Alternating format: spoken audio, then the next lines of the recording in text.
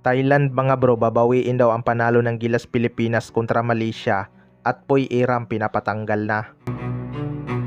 So hindi nga naging madali ang unang laban ng Gilas Pilipinas sa SEA Games mga bro.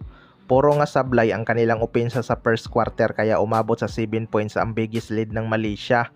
Mabuti na lang at nakapag-adjust sila pagdating ng second quarter at nakapagpundo ng malaking lamang.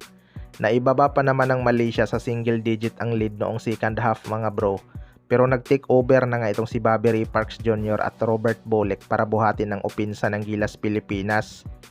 Pero ayon nga sa source mga bro, babawiin daw ng Thailand ang panalo ng Gilas Pilipinas kontra Malaysia dahil mga Phil-Am daw halos ang player ng Gilas Pilipinas. Well, para sa akin mga bro, hindi nga tama na gawin ng Thailand yan porkit sila ang host country. Pinaghirapan naman ng Gilas Pilipinas ang panalo na yan. Kahit sabihin nating halos maraming Phil-Am sa lineup ng Gilas, may mga dugong Pinoy naman yan at isa pa inapprove naman nila ang mga player na yan kaya eligible na silang maglaro. Si Bobby Ray Parks Jr. dito ngayon sa Pinas lumaki kaya local lang ngayon kahit sa FIBA. Kaya para sa akin kung babawiin ng Thailand ang panalo, kadayaan na talaga yan. Takot nga silang maagawan ng gold medal. Tinambakan lang kasi nila ang Malaysia kahit walang import.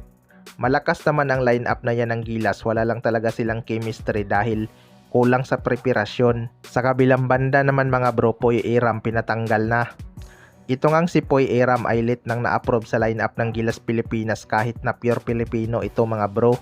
Malaking addition nga itong si Poy Iram sa lineup ng Gilas sa SEA Games dahil wala nga tayong legit na sintro. Mabuti na lang talaga at nakahabol itong si Poy Iram sa debut game ng Gilas Pilipinas. Kita naman natin kung gaano kalaki ang kanyang impact sa ilalim. Lumalaban nga si Poy Iram sa rebounding at nakikipagpalitan talaga ng mukha. Kung wala si Poy Iram mga bro, mas mahihirapan talaga ang Gilas sa rebounding. Kudos din sa TNT na pinahiram si Poy Iram kahit ongoing ang PBA. Pero usap-usapan nga na gusto daw ipatanggal ng Thailand si Poy Iram dahil baka mahirapan daw silang talunin ang Gilas. Well, para sa akin mga bro, hindi nga pwedeng gawin ng Thailand yan. Wala ngang rason para tanggalin si Poy Iram dahil kung eligibility lang ang usapan, eligible naman siya bilang local. Siguradong ito talaga ang magpapahirap sa kanilang sintro na si Jack Rawan. Malaking bagay talaga tong si Poy Iram sa depensa ng Gilas mga bro. Malaki naman ang chance ng Gilas na matalo ang Vietnam kahit inapprove maglaro ang kanilang naturalized player. Sa Gilas naman kanya-kanyang diskarte na lang talaga ang mga player dahil wala nga silang chemistry mga bro. Nagkakapaan pa nga sila sa kanilang laro.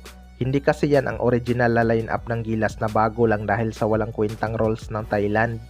Mas exciting pa rin sana ang laban kung pinayagan nila may naturalized player.